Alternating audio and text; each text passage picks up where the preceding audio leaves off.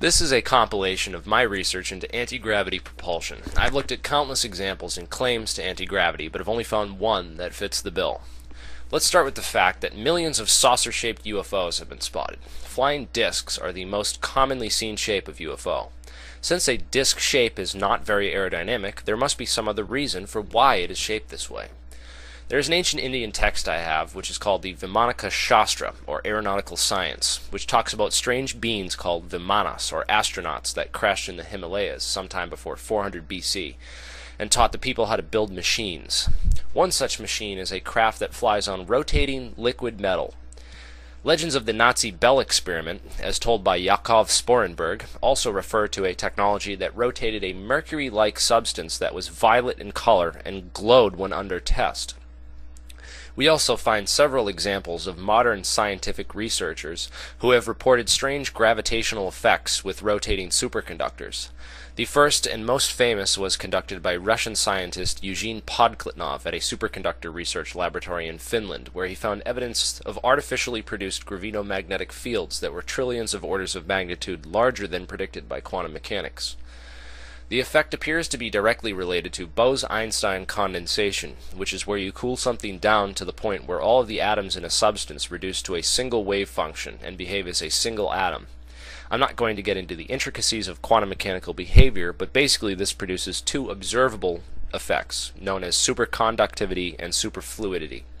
Just as a superconductor conducts electricity with zero resistance, a superfluid flows with zero resistance. That means zero viscosity, zero friction.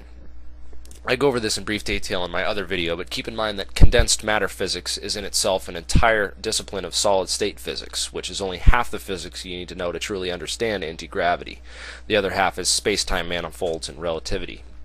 Modern gravity research has reached a hiatus, which has happened several times throughout the history of theoretical physics, where we have no other choice but to sit back and wait for the mathematicians to develop new mathematics or the experimental physicists to find new results. And hopefully the insight that I provide in this video will help speed this whole process along. This is my drawing of the superfluid anti-gravity centrifuge. It's basically a hollow container which is filled with a special liquid which is both a ferrofluid, or magnetic fluid, and a superfluid, which flows with zero resistance. The idea is to use magnetic fields to accelerate the fluid in the container, getting it to spin around faster and faster. Because there is absolutely no friction, it will keep going faster and never slow down. Once the fluid approaches relativistic speeds, it could theoretically warp the space-time continuum around the craft, producing a so-called anti-gravity effect. Now, the most important thing is this fluid, what it is and how to make it. Unfortunately, I don't know the exact formula, so it's going to require a little bit of alchemical tinkering and experimenting for us to come up with the exact formula.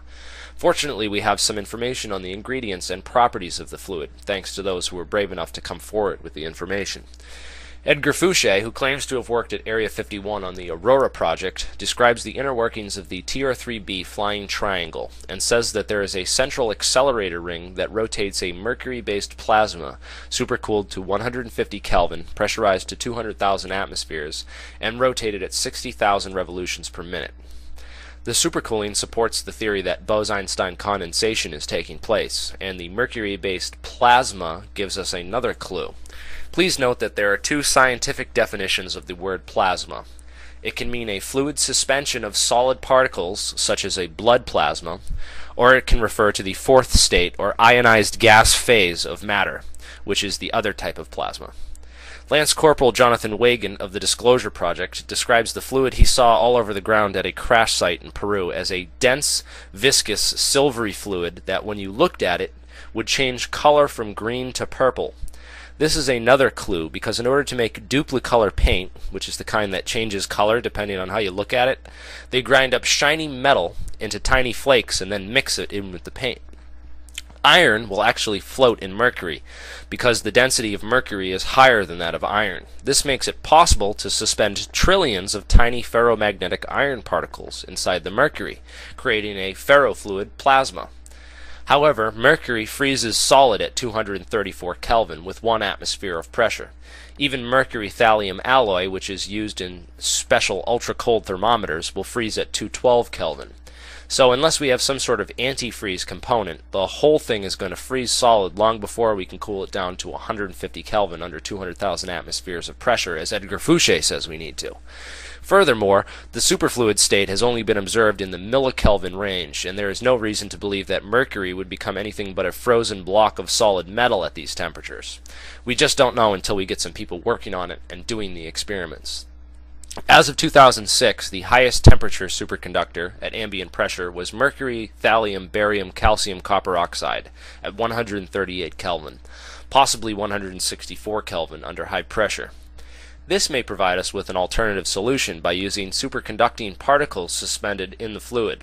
Because they contain thallium and barium, it is possible that they could function as our antifreeze, as both of these elements can be added to mercury to lower its freezing point. Again, I'm just throwing ideas out here as to what this fluid may be and how to produce it, and I encourage you to share your own thoughts, and I highly support further scientific research into this area, especially the search for a high-temperature superfluid, or possibly a super ferrofluid, if such a thing even exists. It would certainly make our problems a bit easier.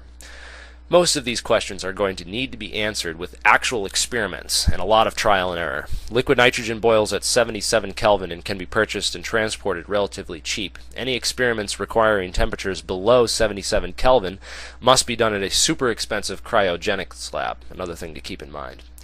The first step is to build or buy a pre-manufactured container to rotate this fluid inside of. A large hollow aluminum donut would probably work the best.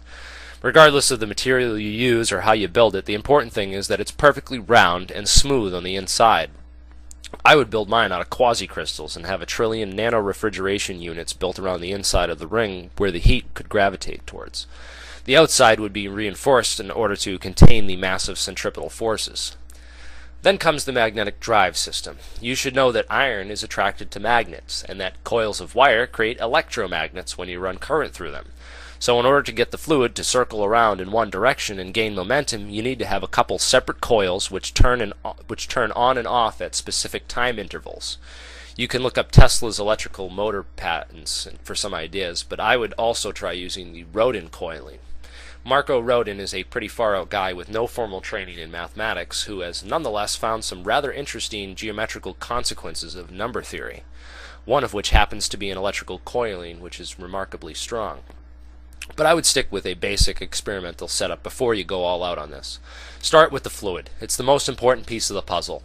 The container and the electrical wiring is stage 2. Then stage 3 is the actual experiment where you set the container in a bath of liquid nitrogen and hook it up to a scale to measure the change in weight as the fluid begins to rotate. There's my experiment. All you skeptics out there, the only way to debunk it is to actually build it and do it. Remember that the force increases exponentially with the radius of the container, so if you make it too small, you're not going to observe a very significant anti-gravity effect. So you want to make it big, so you can get a big enough force to actually be able to read something out. NASA's Advanced Propulsion Labs did a video where they tried to disprove this effect, and to do this they used a tiny little rotating superconductor disk and showed that it produced a tiny, barely measurable effect. They then concluded that the effect was too small and weak to be used in any serious propulsion drive, and this of course was pure deception on the part of these lying government bastards at NASA who have cooperated with the secret government to keep all this technology and the truth about aliens covered up for decades. I'll go more into why and how they did this in a separate video. It basically has to do with the fact that this type of propulsion would be noiseless and emissionless. So combine that with meta-invisibility and just think about what the implications are for stealth technology. Please try to keep the discussion in this video focused on how to build an anti-gravity engine.